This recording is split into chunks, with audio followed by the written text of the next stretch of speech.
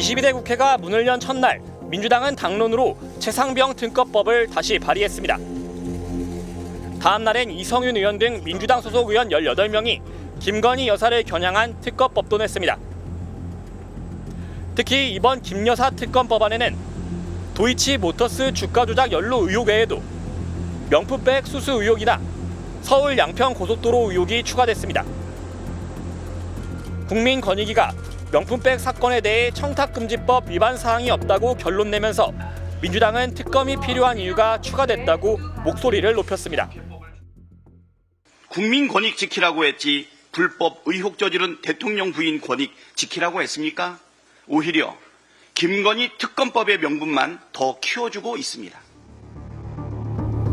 여기에 조국혁신당도 1호 법안으로 한동훈 특검법을 발의했습니다. 22대 국회가 열리자마자 뜨거운 감자가 된 특검법을 다룰 소관 상임위, 바로 법제사법위원회입니다. 이 특검법이라고 하는 거는 특별한 검사를 의미하는 거 아니에요. 특별 검사. 그렇기 때문에 이것이 그 법제사법위원회 기능 중에서 사법 기능에 들어갑니다. 그렇기 때문에 이제 특검법 처리에 있어서 법사위원장의 역할이 굉장히 중요하다라고 이제 할 수 있고요.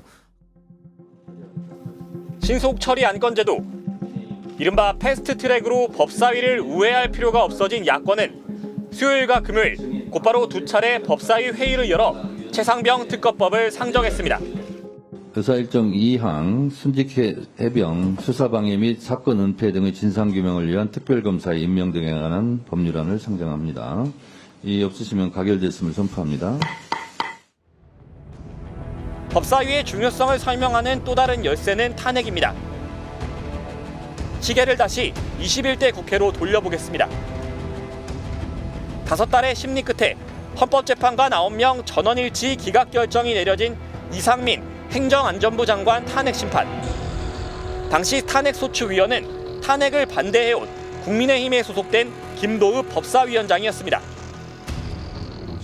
탄핵소추위원은 탄핵 사안을 조사하고 헌재에 출석해 탄핵의 정당성을 설명하는 일종의 검사 역할을 맡습니다.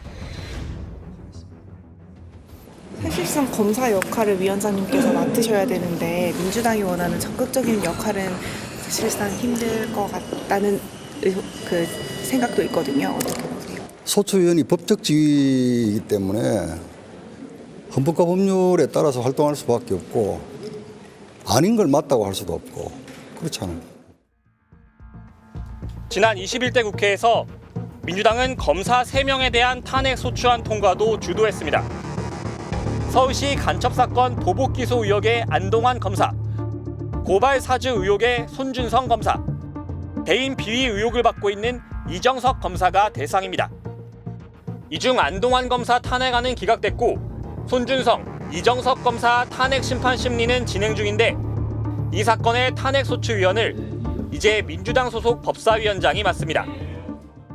탄핵이라는 게 굉장히 정치적인 그 문제이기 때문에 그것을 방어하는 정당의 법사위원장인가 아니면 그 부분을 공격하는 정당의 법사위원장이냐에 따라서 많은 부분들이 차이를 보일 수 있지 않겠습니까?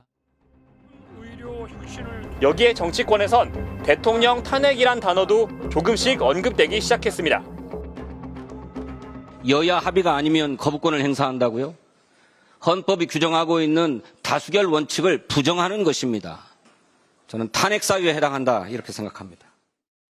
그동안 민주당의 몇몇 의원들이 탄핵을 언급하면서 시동을 걸더니 결국 공식 논평에서까지 탄핵을 거론하면서 본심을 드러냈습니다.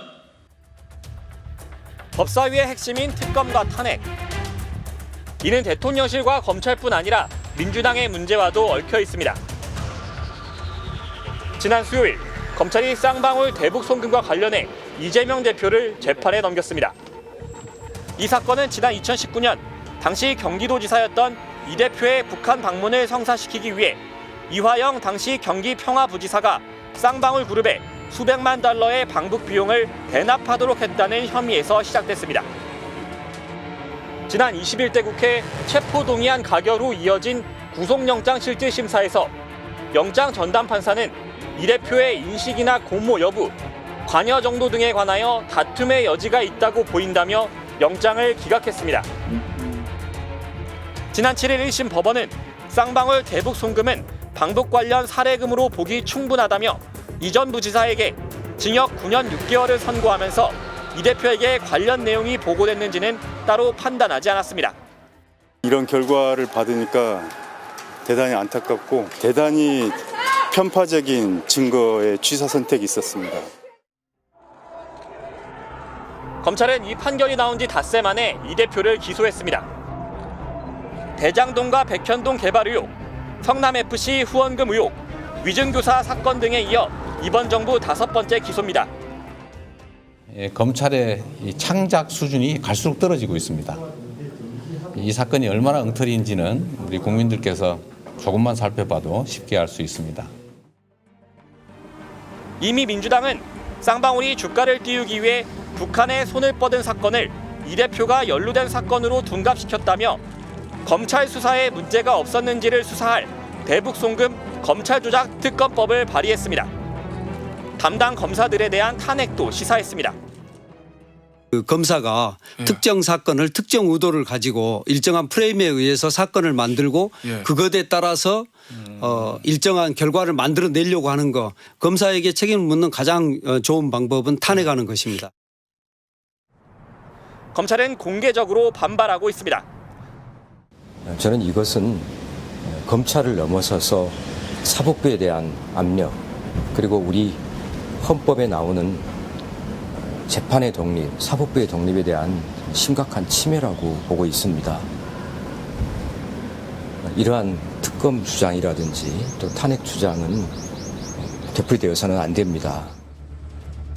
국민의힘은 민주당이 법사위원장 자리를 고수하는 건 결국 이재명 대표를 지키기 위한 의도가 숨어 있다고 비판하고 있습니다. 국민들은 민주당이 길을 쓰며 검사 탄핵을 추진하고 대북 송금 수사 조작 특검을 밀어붙이며 수사기관 무고죄와 법 왜곡죄까지 만드는 이유가 결국 이 대표 방탄이라는 것을 알고 있습니다.